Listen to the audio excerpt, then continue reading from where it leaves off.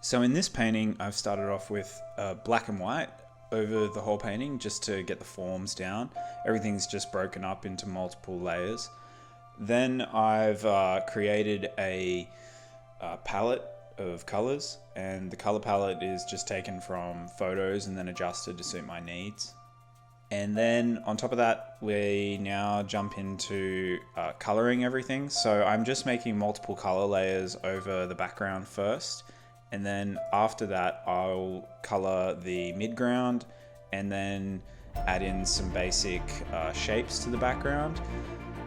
The design for this painting is basically like a hunter, an alien hunter in the woods. And the main thing that I focus first on is just getting all the forms down to suit what I'm after, just making it look good.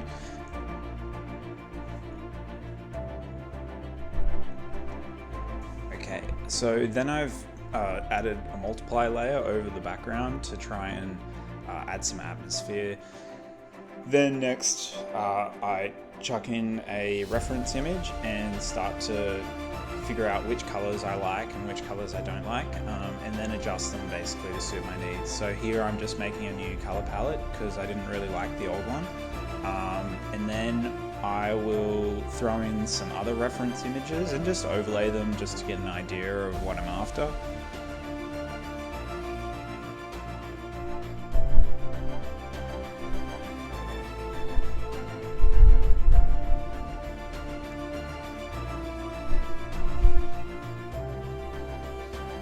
Alright, so now I've found something, and this image is just going to get chucked over the background just to give some basic visual noise to the image. I find like throwing in photos and stuff and then painting over the top of them is a really handy way to actually just get a really good feel for an image to begin with. But this is just a base point. After this, I'm just going to paint over the top of it.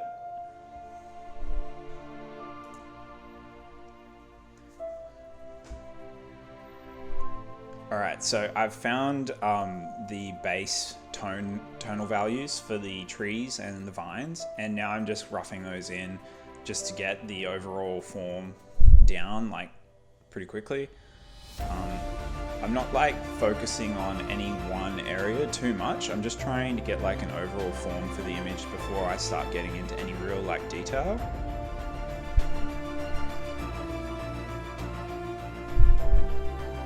And it's also important to like think about where the light and dark is in your image. So the light in this image is coming down from the top right hand corner, and it's kind of in the alien's face, so it's from behind where the viewer would be looking at this image. And the light, basically you have to think about like the direction the light's coming in, and then making sure that on every object you've painted that the light is consistent, so the lighting is hitting all of these trees and vines in the same position, and also in the shadows are in the same direction as well.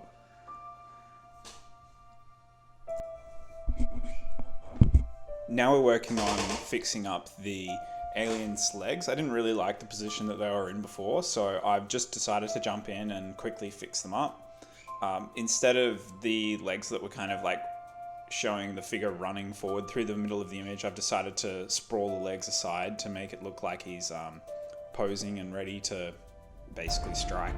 After that, then I jump in and put in some more trees in the background just to give it more of a feeling of depth. Again, focusing on where the light and shadows are for those. So here I'm also using these reference images just to make sure that I'm sticking to a consistent palette. If you use too many colors too early, it kind of like splits the image up and doesn't make it look very natural. After that, then I chuck on a leaf-based brush, and now I'm just throwing in some basic foliage. Again, just exploring the background and trying to ascertain where the forms are and how they all move in together and how they connect together, because we're trying to describe a 3D world with a 2D image, so it's important that everything flows together. Now I'm working on the foreground, and the foreground I'm trying to figure out what the color of the earth is, what the color of the foliage on the ground is.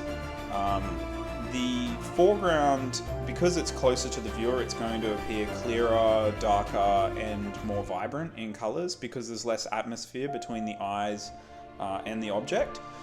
And so basically what I'm doing is I'm trying to make the colors appear different and adding a greater contrast between light and dark in those images themselves. A good way to describe this when you're painting is to actually mix the colors up a little bit and add some extra warmth or some extra coolness to the colors themselves. Generally, if it's daytime and a color is closer to you, or an object is closer to you, I should say, the lights and the colors will appear generally more vibrant and warmer, especially in lighted areas. And on top of that, the hunter in this is actually going to be standing in an opening, so there should be light pouring down from the canopy above him.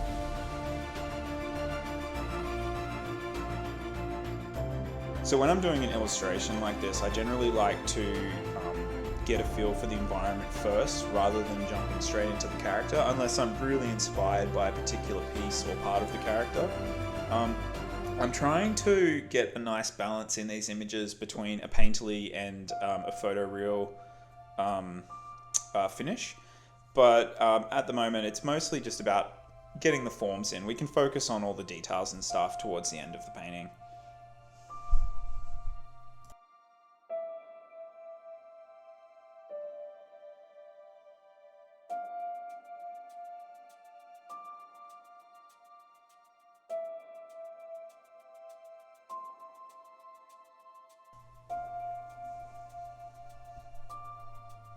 Okay, so I've chucked over a color onto the character himself and explored with some different shades and palettes, as you can see on the shoulder and the leg and the loincloth.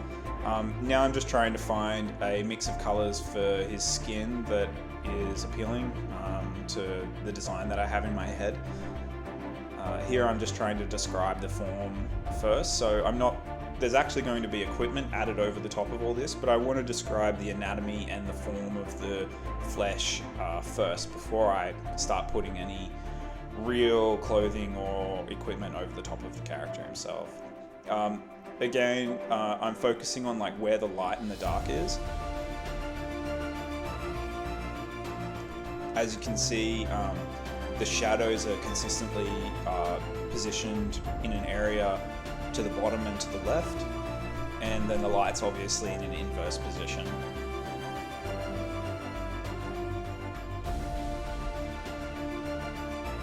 A good rule of thumb generally is for shadows areas is that they tend to be more desaturated, so grayer and cooler than light areas. Areas of light tend to have more stronger hues and tend to be warmer. So here I've just gone into a filter, the Liquify filter, and I'm just repositioning some of the parts of this leg. It's not really working for me, so I'm fixing that up and just making it work, essentially. The Liquify filter is a really good way to do that. So here I've flipped the image over so I can see where I'm making mistakes in the form and what's working as well. So when you flip your image, you just go to image and then flip the image horizontally. When you flip an image, it gives you a new eye of the painting itself and what you're working on, and you can very readily figure out what is not working with the painting when you flip it. Obviously, when you're working in physical form, you can't do this, but a good way to see an image from a different eye is to use a mirror. And that's essentially what we're imitating when we flip an image digitally. So I've obviously decided that the anatomy of the feet and the head wasn't quite in the right position, so I'm just fixing all of that up right now.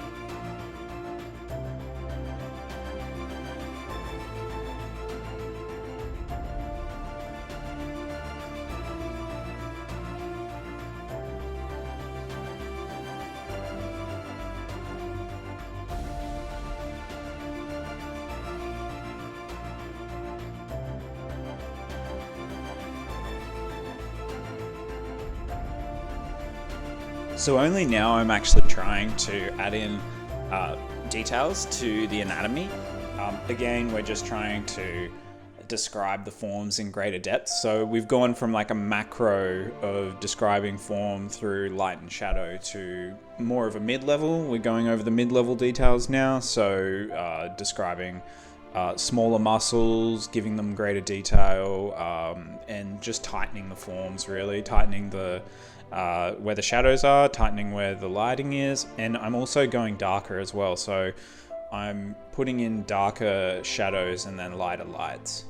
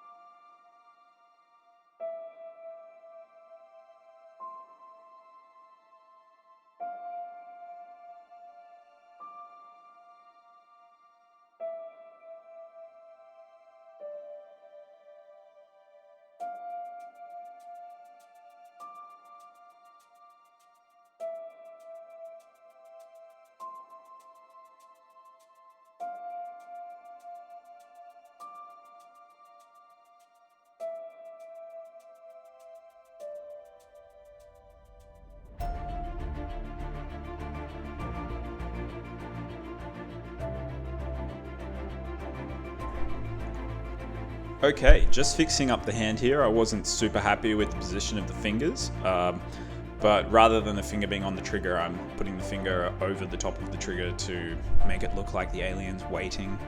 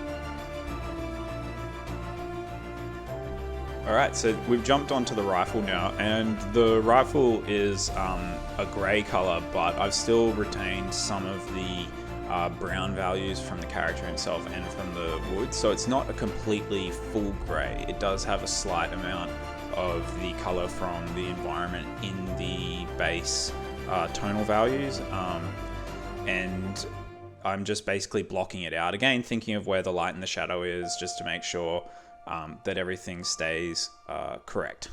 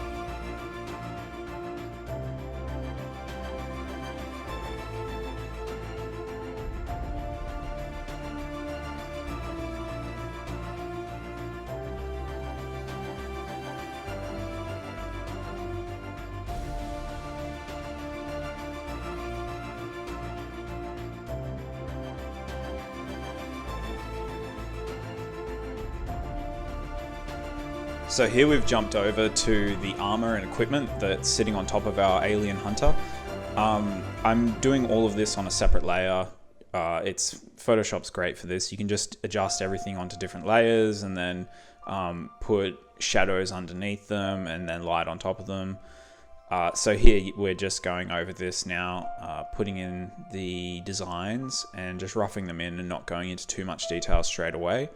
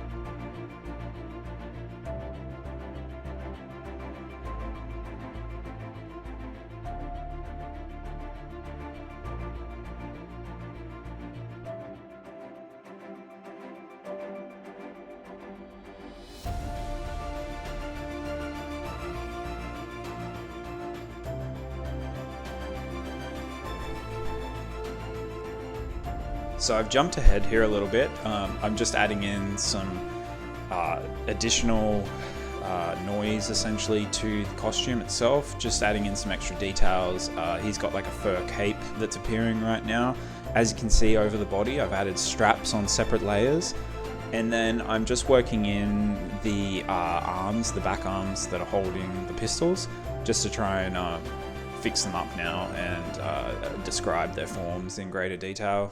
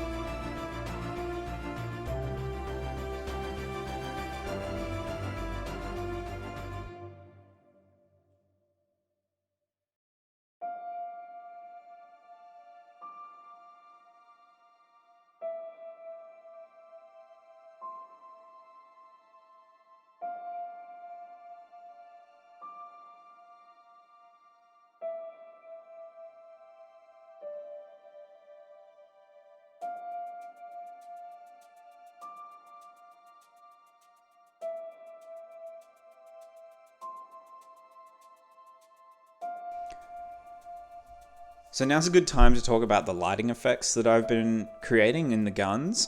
So I start with a soft layer of a turquoisey blue, and this is a soft light layer, or no, it's hard light. Sometimes I'll switch between soft light and hard light depending on what kind of effect I'm trying to get in the painting. And so I'll do a base, this time with a hard light, and then over the top of that, so the first light, the hard light or the soft light, will tend to be a darker color when I'm doing light effects. And then over the top of that, then I'll go lighter and lighter and try to build up the light depending upon the light sources. So as you can see, the light is coming out of different sections of the guns. So the second layer will typically be another hard light, and then over the top of that I will probably do either an overlay or a color dodge, and sometimes even a normal layer, just to paint in the exact colors that I really want.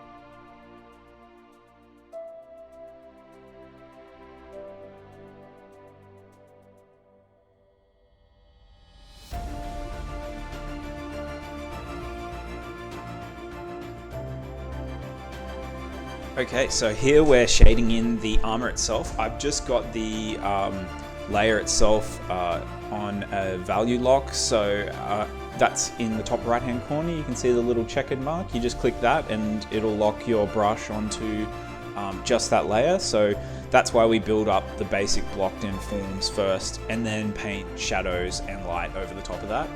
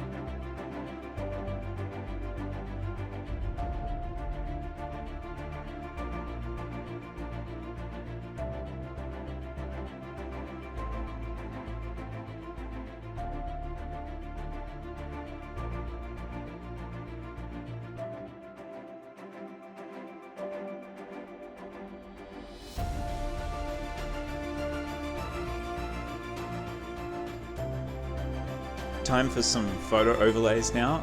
So at this point, I'm now trying to add in detail and give the painting a more photo-realistic feel. So I'm going to chuck in some photos now and then paint over the top of those. This just helps describe detail where I want it to be, and maybe mixes up the forms themselves to give you, again, more visual noise. And when I put a painting over, sometimes I can interpret different forms. For example, here in the rocks, you can see the different vines and leaves and things have just added some more points of interest and detail. So you can interpret those and then paint over the top of them to basically describe detail in your rocks themselves.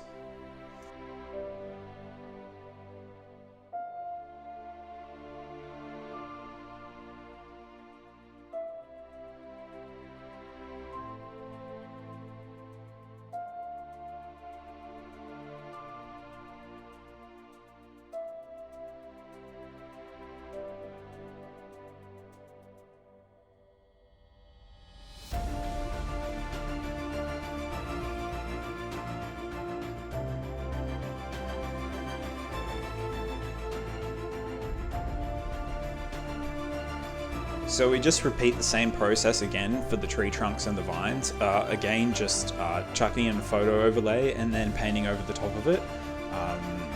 This is just like a really easy and quick way to put some detail into the image without having to painstakingly, paint in every single little line and crevice within the trees themselves or the rocks. But on top of that, photo overlays can really give you different ideas, and it can make you see things that you thought you didn't even think of in the first instance when you were actually painting these forms.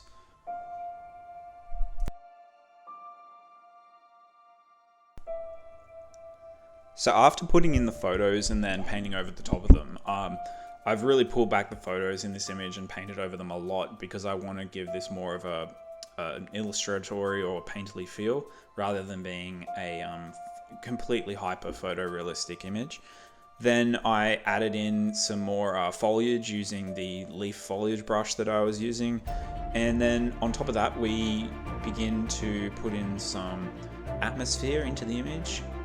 So you can see the fog that I'm putting at the feet, and then I put multiple fog layers in behind the foreground and then behind the midground, just to give that sense of depth.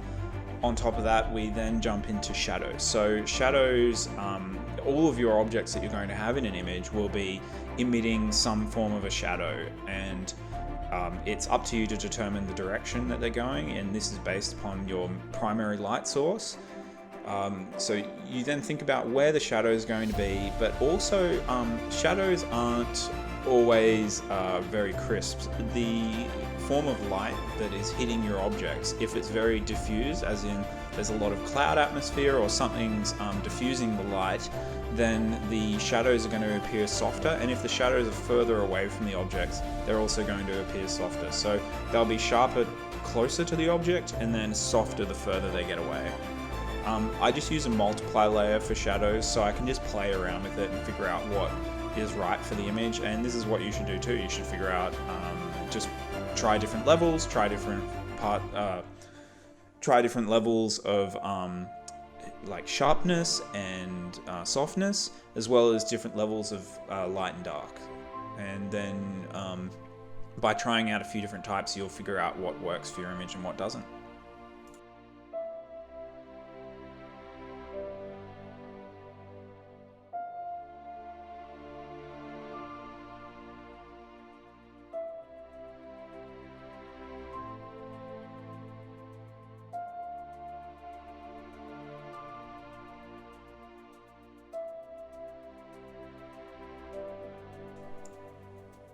Alright, so now to the fun part. We get to throw over some texture overlays over the image of the hunter himself, and at this point I'll put in different textures on the skin, the armor, the equipment, and this is just to give additional visual noise. You don't want to have a blanket texture overlay over your forms. What you do is you put a mask over it, black it all out, and then paint in using white in the mask where you want the detail from the textures to appear. And again, this is just to add extra levels of detail quickly, and then you can paint over the top of that again to even find more details. After doing the texture overlays, then it's now down to the fine tuning and touch up phase. So in this phase, I'm just going over where the highlights are and fixing those up and making them look more crisp, and essentially fixing up any mistakes I may have made in the image as I've painted it up to this point.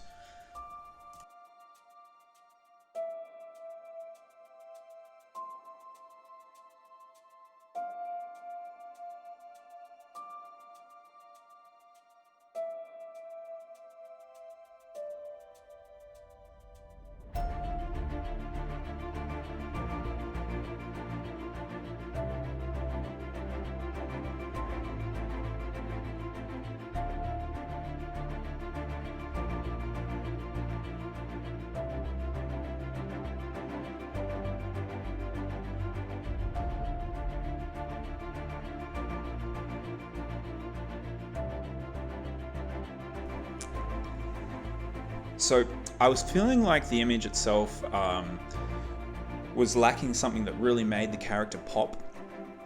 And as the image is covered in browns and greens, the contrast color of green is red. So I decided to add red war paint over the character to really give some additional visual interest and colors that pop. When you're making an image, it's best to have some sort of point of interest or colors that stand out within the image itself. As you can see, if you make an image almost monotone or monocolored, then any other color that you add to that is of an opposite color will really stand out within the image itself.